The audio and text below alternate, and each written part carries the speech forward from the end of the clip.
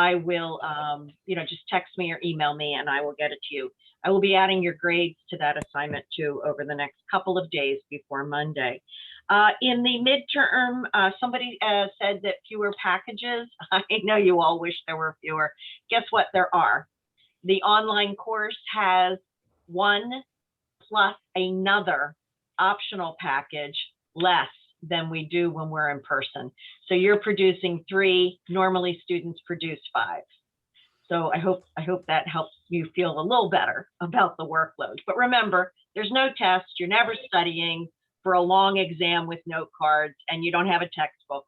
This is a class that you learn by doing.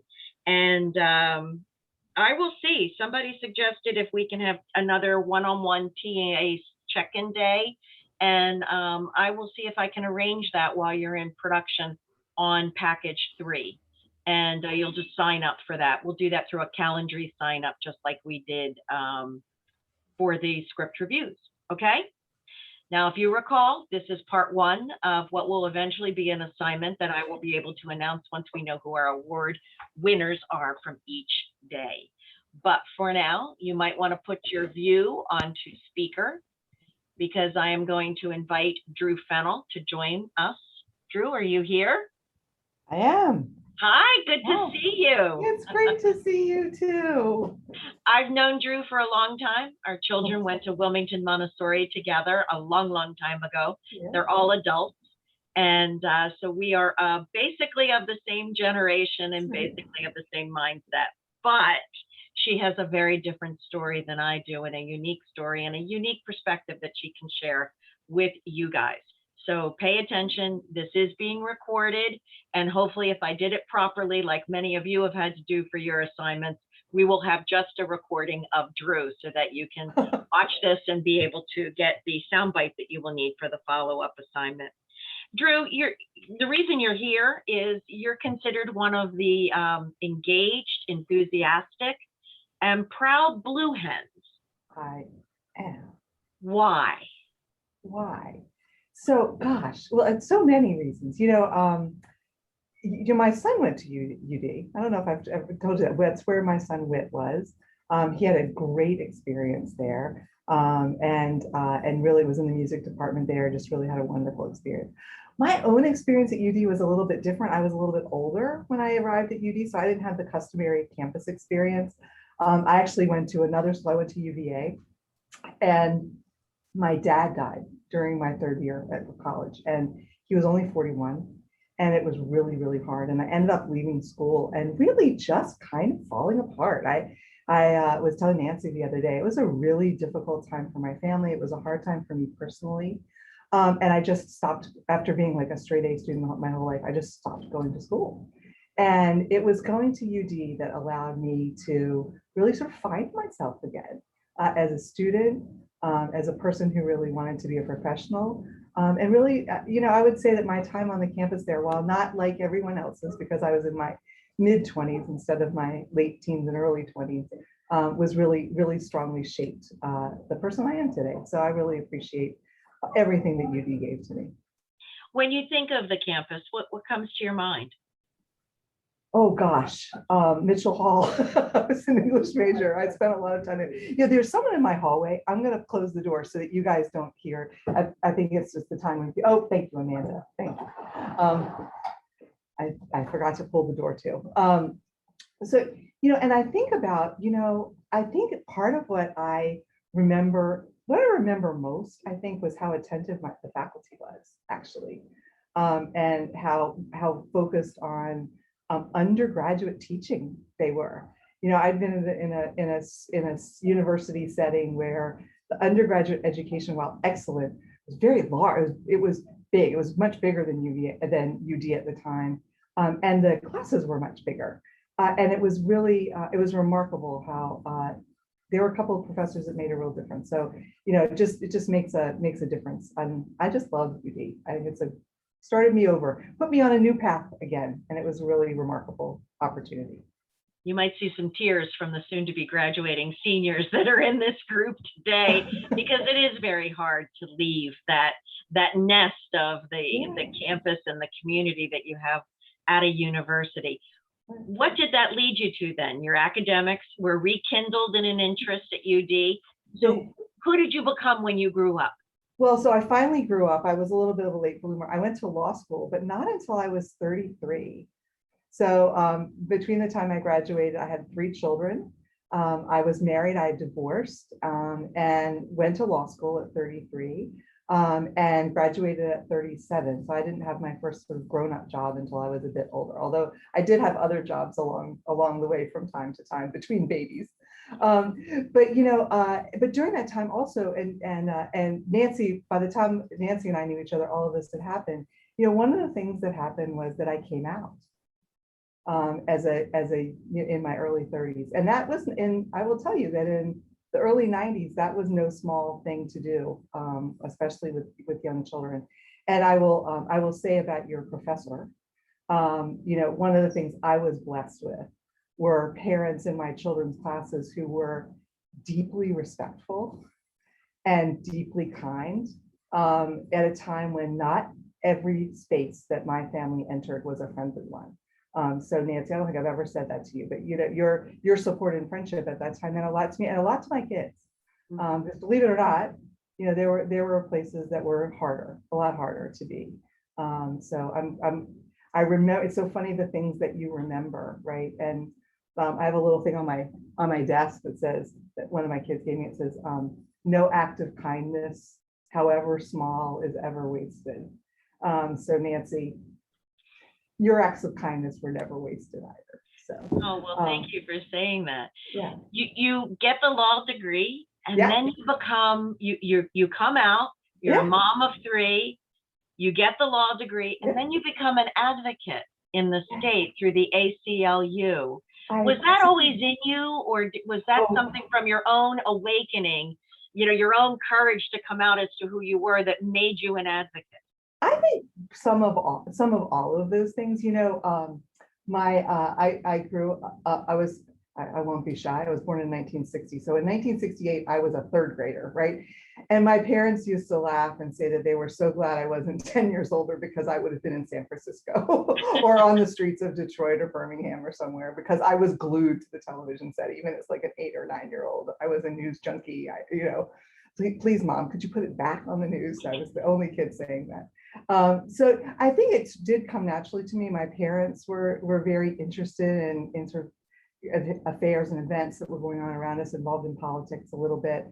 And so that part came naturally. I went to law school actually thinking that here in Delaware, if you go to law school and you are a good student, you become a corporate attorney.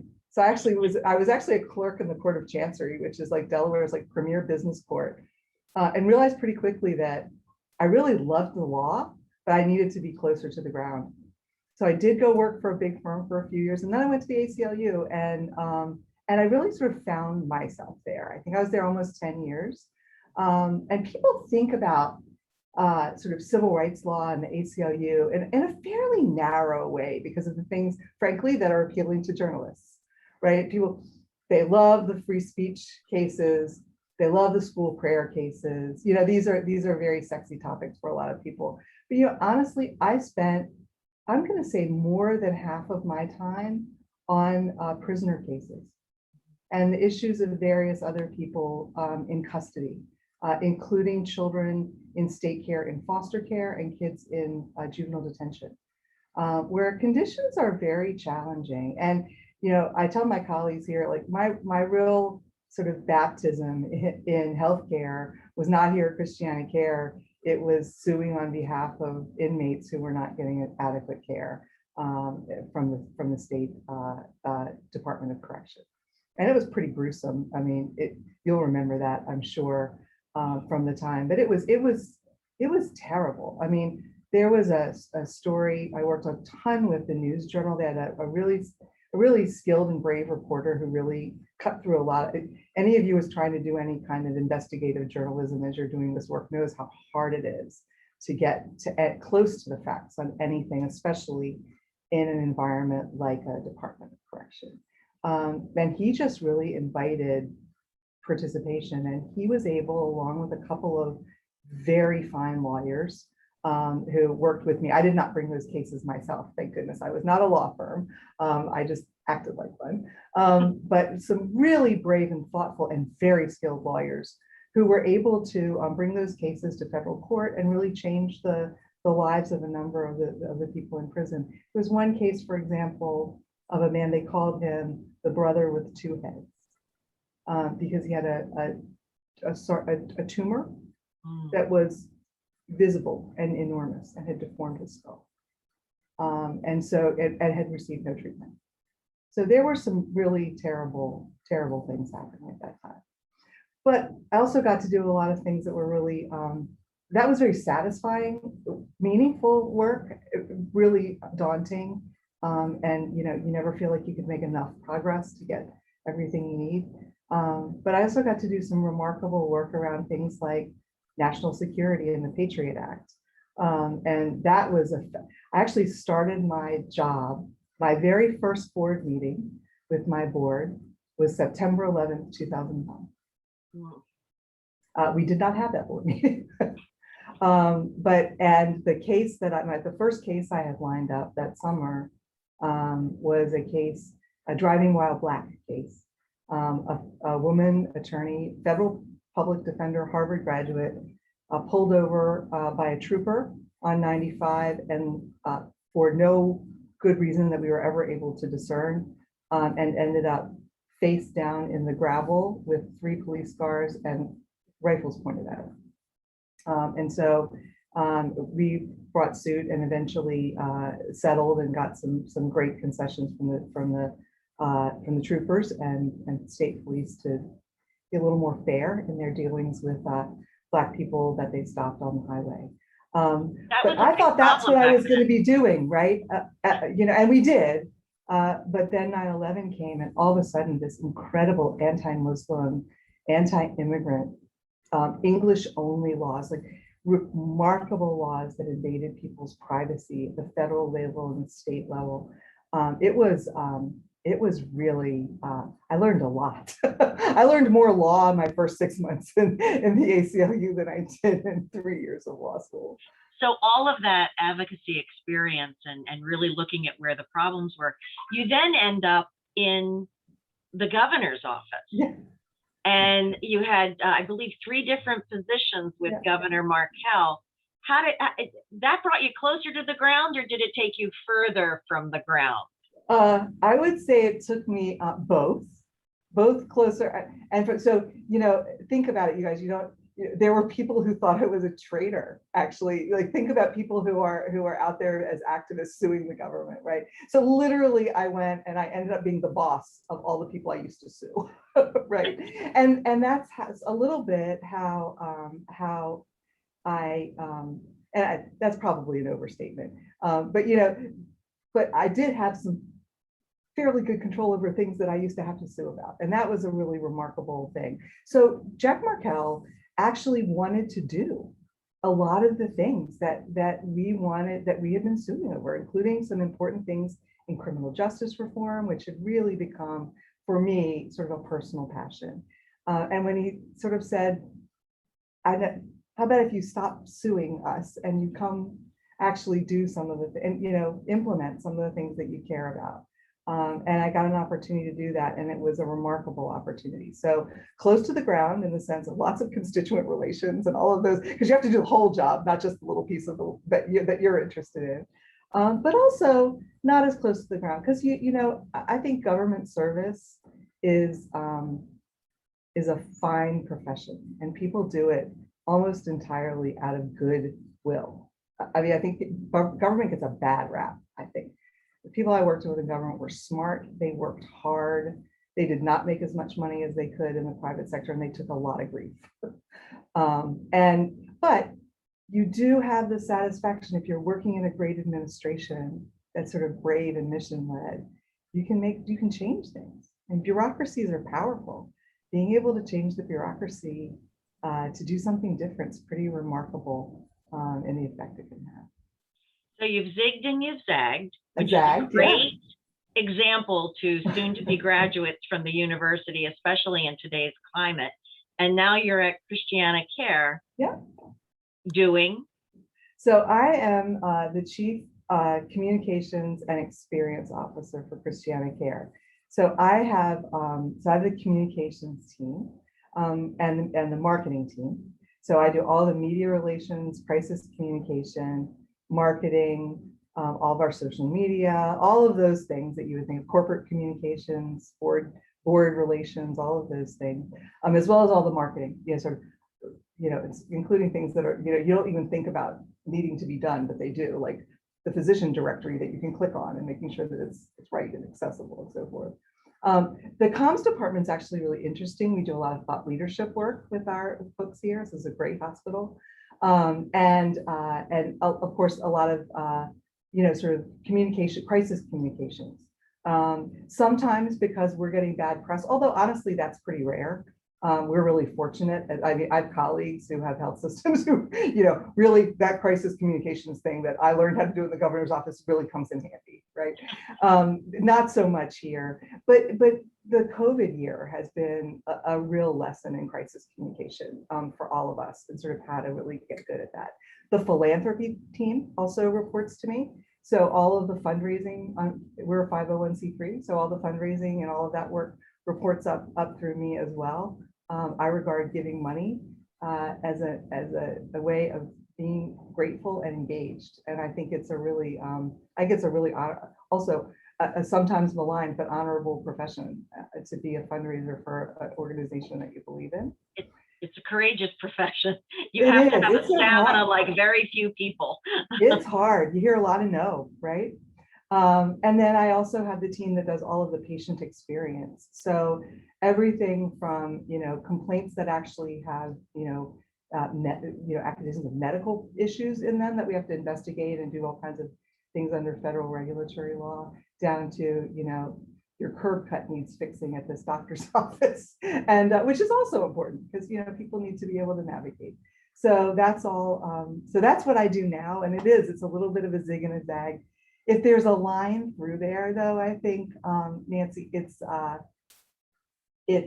the written word, the spoken word, and trying to really deeply hear what the problems are in the world around you and try to figure out how to get other people to hear them too.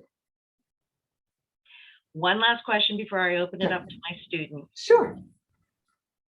If you were to talk to the freshmen at UVA and say, hey, guess what? I did this, I did this, I did this, I did this, I did this. What do you think that freshman at UVA would have said?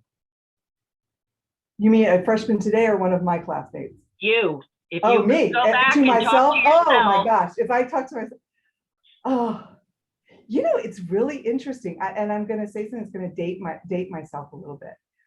I was in one of the early classes of women at UVA, right? They had only started graduating women just a couple of years before I got there. They still called us names. Including, I'm not even going to say the word. We had a professor who, like, as a joke, used a not very nice way of referring to women in his class. I mean, not profane, but not good. Like, I don't like saying it. So I would say to myself back then, like, your future's a lot bigger than it looks when you're in this environment right now.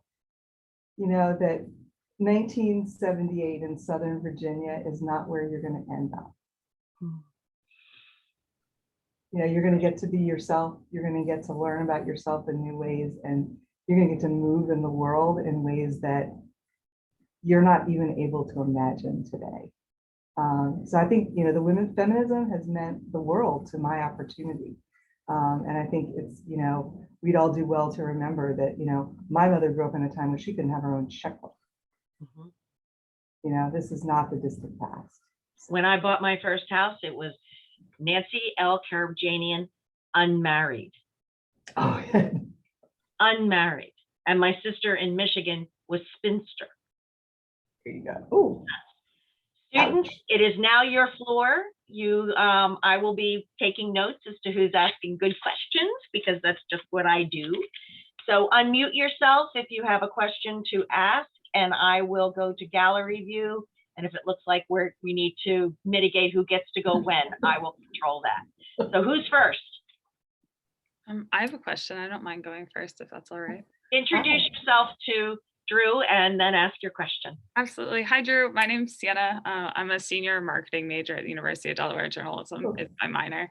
And so one of the questions that I had kind of listening to your entire journey was that I feel like a lot of my peers kind of get a bad rep, or people say things to them about getting a liberal arts degree. I know sometimes that carries a little bit of slander from like our parents or other people, and they ask us, what job are you going to get with that? So I just wanted to ask, in what ways would you say your English degree from the University of Delaware has helped you succeed the most? Oh, absolutely. I would say critical reading skills. The ability to write is really rarer than you think. You're in a college environment right now at a really good school, right? And so you think everybody can do this and they can't. And you're among people who love to read and write, right? Because of your major. My daughter is actually also was in marketing. She works for Marriott now. She was in design, right? And she actually ended up being considerably more employable because of her writing skills, she says, than her design skills. And she's a very good designer, right? But it was that combination of being able both to produce that creative visual work, but also to tell the story about it, right? And to actually write about it in a concise and thoughtful way. So I think those things are never lost. And part of critical reading is also the same thing that will take you out. It teaches you critical listening as well. And so I think, you know, being able to be aware of your environment and to be thoughtful and evaluative when it's necessary of the environment that you're in is a life skill. It's not just a job skill, it's a life skill. So congratulations to you for choosing a liberal arts education. It's a good thing. I think Sam had a question. Yeah, hi, I'm Sam Bernard. I'm Hi, a Sam. communications major and a minor in journalism. My only question is, so you said you worked in Governor Markell's office. I actually did an internship at Governor Carney's office this past spring. It was cut short because of COVID. Yeah. So my question was, so like when you're working in an office like that where the person in office transitions, like a new person comes into the office, how does that change like the atmosphere? Do you mean a new governor? Yeah. Or yeah. Oh yeah. More So, you know, general question. Yeah, so I actually was the chief of staff as we transitioned from the Markell administration to the Carney administration. And so much of my final year there, certainly the last 6 months, was spent actually preparing transition documents. Because we felt it was our obligation, right, to equip the next governor with everything they needed. So documenting all the things that you're doing, because you're going to change the head of all those agencies, you know, almost all of them change, right? And so does their leadership. They're mostly appointed. And so figuring out how to make sure that they know about every pending lawsuit, about all the issues that are pending, what's coming up before the legislature, where the money flows, right? This is actually one of the things I think people understand least about government and frankly about anything. So I'll give you some unsolicited free advice, which is as you're going into your career, like understand the business. You know, you read my resume and I'm sort of like the world's biggest do-gooder, right? And you know, and social activist, but I would never have been able to accomplish what I've been able to do. And this was true, extremely true inside government, which is why I mentioned it here, is understand how the money works. I understand the revenue of the whatever you are, whether it's government or for-profit or not for-profit, whether you're selling something and that's where the revenue is coming from, or you're dependent on donors or members or some other flow of revenue. It's really important to understand how that works. And so really equipping the next group of people to come in and be able to sort of start running is, I think, is a huge obligation during that time. Another big thing for the person coming in is in fact filling all of those positions, finding good people to do them. These are not easy jobs. They come with I'm sure even if you were there a brief time, they come with a lot of criticism, like all day long, basically. Oh yeah, Very like much that's all I humiliate did you. was Right. well, like my first 2 weeks there, that I was only there for 2 weeks. All I did was go through mail, and it was just Oh, people Lord. complaining about this and that, and I'd have to read through it and determine what pile to put it in and all that kind of stuff. But that was like just the start, and then I was actually going to get into some like policy type stuff. But again, yeah, it didn't end up happening. Yeah, it's I- it's a tough job. I see Max's hand is up, so Max, go ahead. Hi, Drew. I'm Max, Hi, Max. senior media communications major. My question for you was, so you graduated UD with an English major, and then you go on to have 3 kids, and you start your own life. But then at 33, you decide to go into law school. What was it that made you want to go down that law path and know that you had to do 4 more years of school, graduate at 37, and then finally start your own career? So my father was a lawyer, and you know, I really believed in the law, and I knew even then that even at that time when I didn't have I didn't at all have a fully formed idea of what I would do as a lawyer, right? What my career would be like. And I knew enough about being a lawyer from watching my dad to know it could be almost anything, right? And so, but I knew that the things I loved and did well were things I could do as a lawyer. And you know, and that having having a license to practice law in a weird way, like there's a reason they call them the professions, right? You own your own job, right? Think about, you know, I was a woman, I was a little bit older than a standard new graduate, and I had just come out. I didn't feel like I was the most employable human being alive, right?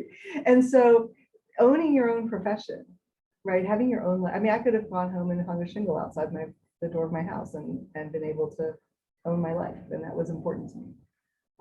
And so that's one of the reasons why. Also, I honestly, I love the law. I still do.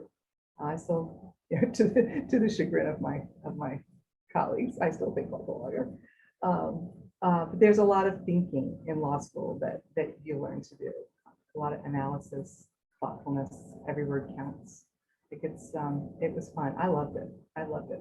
I love law school. I love practicing law. I love not practicing law. It's been, you know, I've been very fortunate. Isha has her hand up. Yeah, so I'm Isha. I'm a sophomore public policy and media communications double major with a minor in journalism. And I was just like, I guess like I'm kind of glad Max asked about the law school thing because I was about to ask a two-parted question.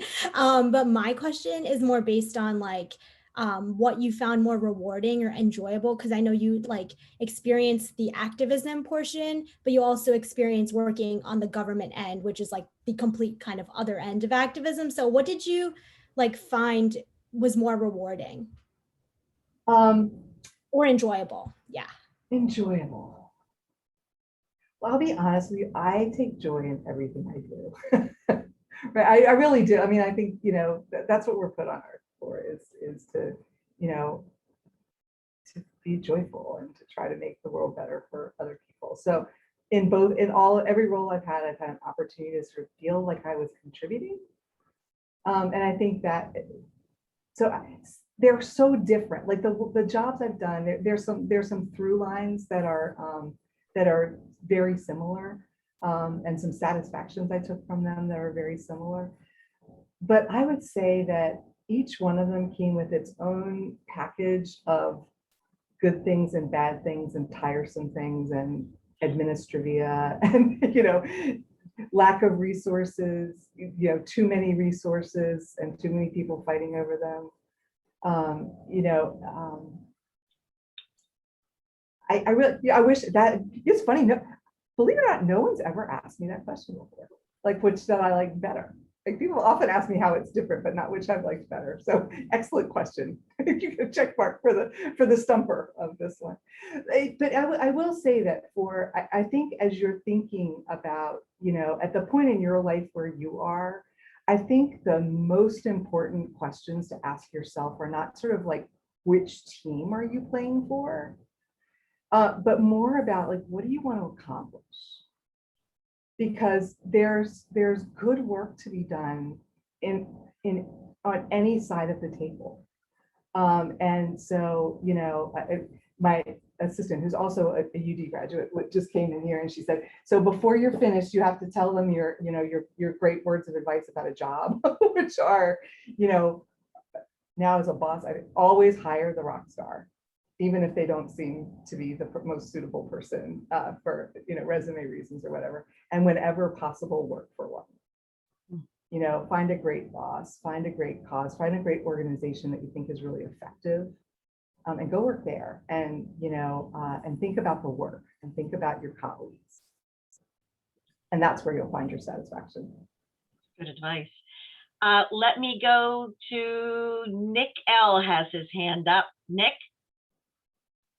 Hi, my name is Nick. I am a junior communications major with minors in advertising and journalism. And one of the big questions I wanted to ask, I know you said before that you didn't necessarily feel the most marketable by the time for like working, by the time you like graduated, is how do you get over that like anxiety of applying to like jobs and internships and like feeling like you're worth like applying for the jobs you're applying to? And also how would you like navigate getting into like the job market in COVID times? It's really hard. So I'll share with you the dirty little secret of adulthood you actually don't ever get over. You know, I mean, but I think, but I do think that, you know, that kind of confidence is often born out of the kind of humility I hear in your question. Honestly, it's somebody who's going to come in and say, I really want to contribute something. I may have some, you know, that doubt often comes from a place of wanting to be competent, right? And knowing that you're not. There's nothing more, you know, infuriating actually, now that I'm the person who hires people, than people who think they know more than they do. Right. And so I think, you know, so I think coming at it with that kind of humility, but there's a lot of confidence to be had by just being a person who's willing to learn. And I think there's a lot that any employer wants from somebody who's just willing to try and to learn and put themselves out there. It is hard. I think COVID is hard. I think it makes it difficult to make those connections. The job market is a little bit hidden right now. I think it's hard to know exactly where to look. And there are places that are growing, you know, that can't hire enough people, weirdly enough, and other places that are really slow and quiet. But I would say just keep doing it, and you'll sort of, the biggest confidence builder for me, honestly, was realizing that everybody else felt the same way that I did. We'll go to Anthony and then to Amelia. They were both part of the first batch of hands. Hi, my name is Anthony Dolphin. I'm a communications major with a sub-concentration in public relations and a minor in journalism. I'm a junior. But I want to ask you, because it seems like you're really passionate about feminism, about LGBTQ, about all of that. Like, it would shock me if you weren't involved in any kind of like other organizations like for like LGBT rights or things of that matter. Are you? So I have been over the course of my life. I've had, you know, I helped, you know, sort of found some of them, you know, like Equality Delaware and some other organizations. You know, it's funny, Nancy, you're going to laugh when I say this because you're going to go, that's not really true. But I tend to really throw myself into my work. And, That's a shock. and not do so many things in the community, but actually Nancy knows I do a lot of things in the community. But, you know, I think part of it is you have to learn about who you are in terms of what feeds you in terms of being part of those kinds of organizations. And so I found that sort of what feeds me is helping get them started. You know, I enjoy that part of it. So I tend not to be much of a member. Weirdly enough, I'm not much of a joiner. Although I really do like being part of groups that do things together. Let me ask you a little bit, just to clarify the question a little bit. are you thinking about sort of like how we spend our time doing that Oh, kind well, of work, or if what's you, out there, or how tell me a little bit why you asked that question. oh, I was wondering, like, because like it seems like you're very like obviously like passionate about it. Like you talk so much about how like you like first when you came out, and then like how like in your life like there's people that were like not really like that polite to you and your family. And I would just think like you kind of have that passion in you to like support groups like that. So I don't know. I would just assume like or like involved in your work too. Like you guys like in your work, like in the communications, like I don't know if you do anything like to promote that. I do. I'm on a board for the, I'm actually on the board for Delaware Public Media. I used to be the president of the board there because I really believe in public radio. I deeply believe in media. I mean, one of the best things about my job is I get to support media because we're an organization that buys advertising, and that's how most media funds itself. That's its revenue stream. And, and I can both support media and do good work for my organization by being really thoughtful and careful about how we do that spending, but I know I'm spending it on things I believe in supporting. So I do that. I'm on the board of the Delaware Community Foundation, which is a philanthropic organization, in part because I really believe in their mission of community engagement through philanthropy, and I really, really, really enjoy that. I'm on the board of HCS number 107, which is it was called Hookhudson Colored School. It was one of the schools that was the subject of litigation during Brown versus Board of Education. A lot of people don't know that Delaware was one of the cases in Brown v. Board. There were 5 states. Delaware was one of them. We were the only state that went to the Supreme Court with a decision striking down segregation. And in fact, many of you may have learned about this at UD, but the chancellor wrote an opinion, some of which was actually incorporated into the final opinion of Brown v. Board, some of his thinking. And so I get to do that, which is to save this wonderful historic building and all the history and community building that goes with it. So I'm with you. I think building community is really, really important, and being part of the community is really, really important, and finding things that you can do, right, and be part of and build. So in the interest of time, those of you that have the hand raised icon showing will get to ask your question. We're going to move quickly though, so it's going to be almost like I can't even, oh my gosh, lightning round. Lightning round. No penalty for those of you that didn't get the opportunity to put your hand up. But Amelia, you are next, and go for it. Lightning round, hit her. Hi, I'm Amelia. I'm a senior communications major. And I know you said that like going to UD put you on a path and kind of made you find yourself again. So I was just wondering specifically what about the university like made this happen for you? And do you think it still has an effect on like who you are today as a person? I do. It was a place where I was able to sort of come in and find my place and reconnect to my work, right? Reconnect to the work that I love to do, to reading, to writing. It took me a long time to sort of recover being a good student again, right?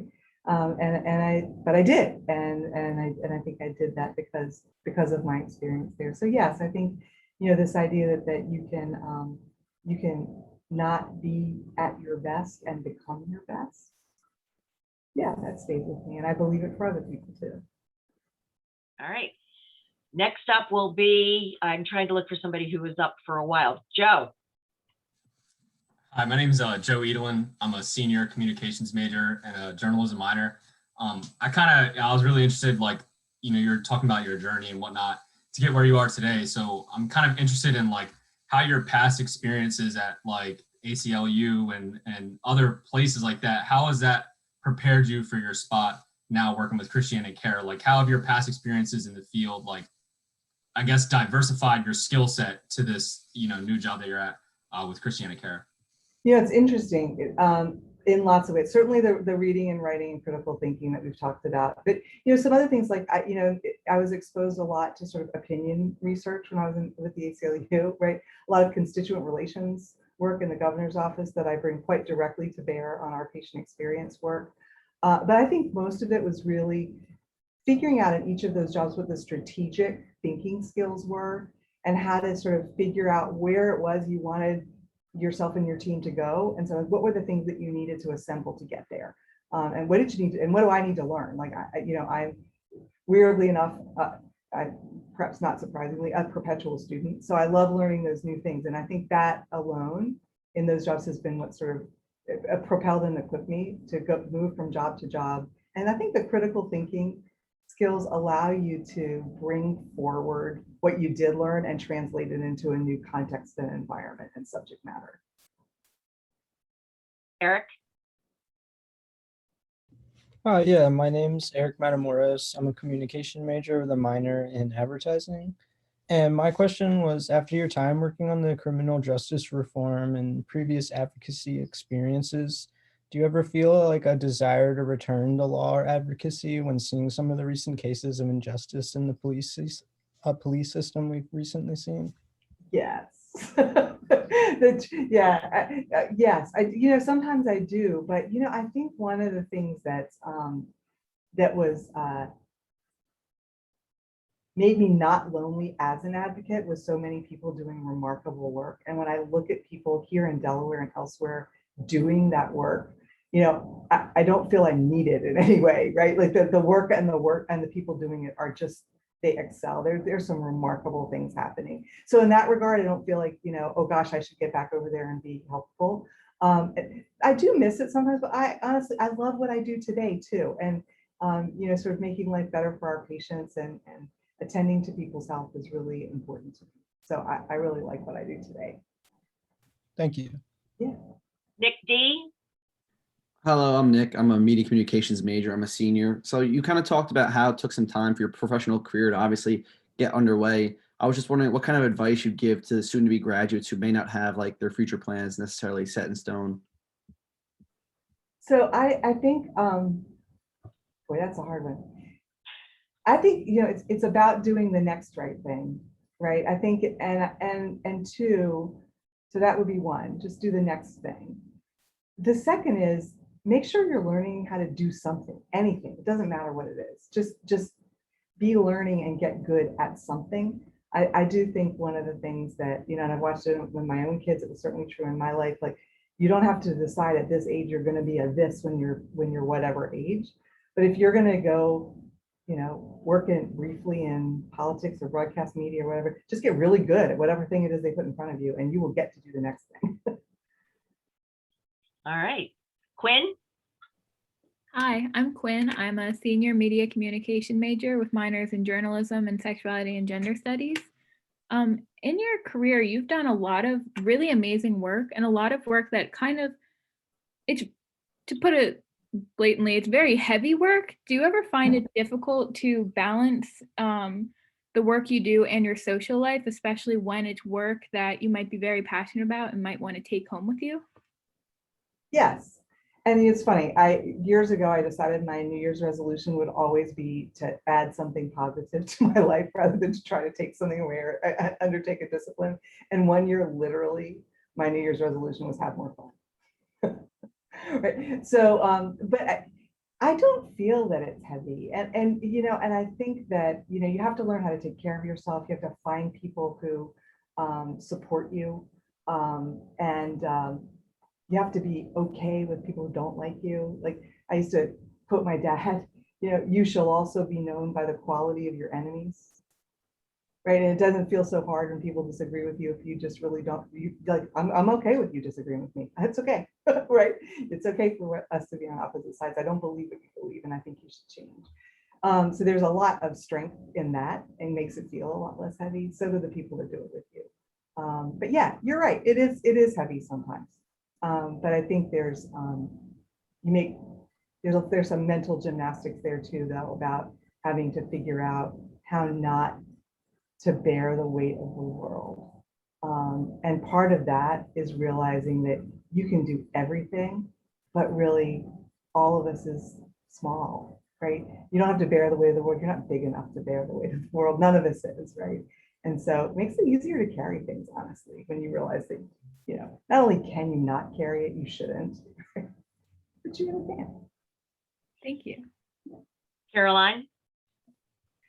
Yes, I'm Caroline. I'm a political science major with a legal studies minor, and I actually want to go to law school, but I'm not going to go right when I graduate. So Wise. like giving myself a little bit of time. But my question was like, since you kind of switched career paths or like even directions, I guess, in like what you want to do, if that was like super hard and how you went about that, because I feel like my concern is that if I go to law school, like I'm stuck with being a lawyer, there's nothing else I can do.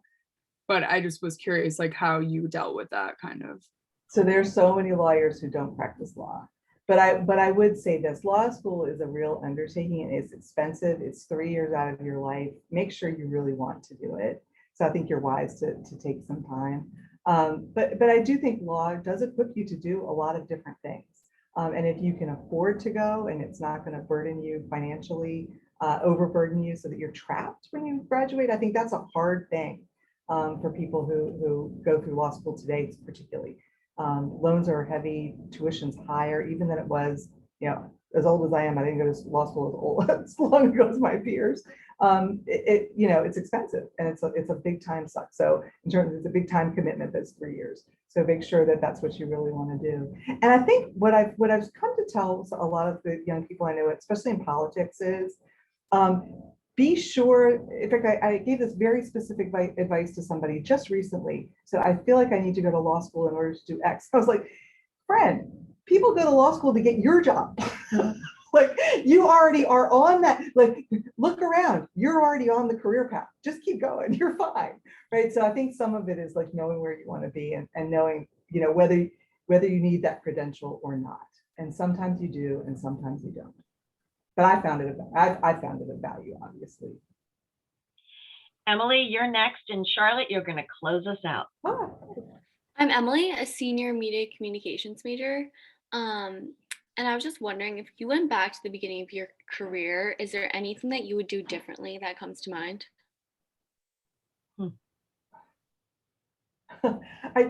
My first thought is like, I would try to fail less, but, you know, or choose better, or have a smoother path or something. But, you know, honestly, I don't know that if I'd done anything dramatically differently, I wouldn't be where I am today. I think I'll reflect a little bit on Quinn's question. I think I would be a little kinder to myself.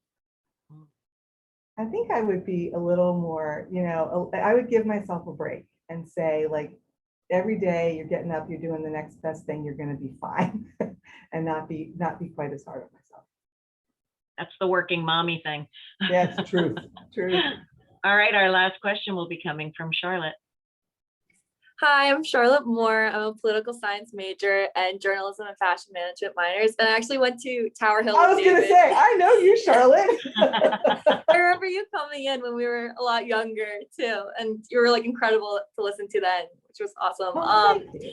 My question is, now that you're on like the outside of government, really looking in, especially with COVID, what can you appreciate more about the job that they've done? And what do you think people kind of are too hard on the government for? Yeah, you know, wow. In the context of COVID, I think that people expected the government to have answers that simply weren't gettable. There was not knowledge that could be had. And I think that people had unrealistic expectations, almost parental expectations of government that were just out of line in some ways. I think in general, as I said earlier, I think most people I know in public service work a lot harder and are a lot smarter, more dedicated than people ever give them credit for. In COVID, I think one of the things that I think we've learned about government is that it is really important. And we need to, you know, give government resources and people and money and the ability to build infrastructure. And infrastructure is not just roads and bridges. Infrastructure is also people. Like, it matters that so many people left the State Department. It matters that we have a great Justice Department. It matters that the IRS function well. It matters, you know, the human, I hate the phrase human capital, but the people that are there are also part of that structure and institutional presence that we need. I think that would be the thing I would say to people the most is that, you know, government is made out of people and smart people. It's not a thing. It's a living, breathing institution that we're all responsible for. Great question. Thank you. And guys, thank you for really good questions and for your attention. And Drew, thank you so much. Oh, thank you. I hope that you enjoyed this experience. This was fun. Thank you. Yeah. Yeah, it was what great questions, you guys. Thank you. Now you know why I said when I took the job with the Center for Political Communication, I'm not giving up the teaching. I am not giving it up. It's I my do favorite not thing. blame you a bit. It's really awesome. And I'll make the offer I always make, which is I actually really, one of the best things about working in all the jobs I've had is I've had lots and lots of 20-somethings in my life because of the nature of that work. And if anybody wants to reach out to me later with any specific questions, I'd be happy to talk to you. It's wonderful. Not for your project, like for real. For real, yes, definitely. Thank you so much, Drew. We will let you go. I'm going to close out class with my students, but it's great to see you. It was I'm wonderful posting to this on see you. Facebook. Absolutely. Absolutely. We'll see each other in person soon, I'm sure. Take care. Very everybody. soon. Thank you And for if your I great see you at the questions. meeting tomorrow, I'll see you then.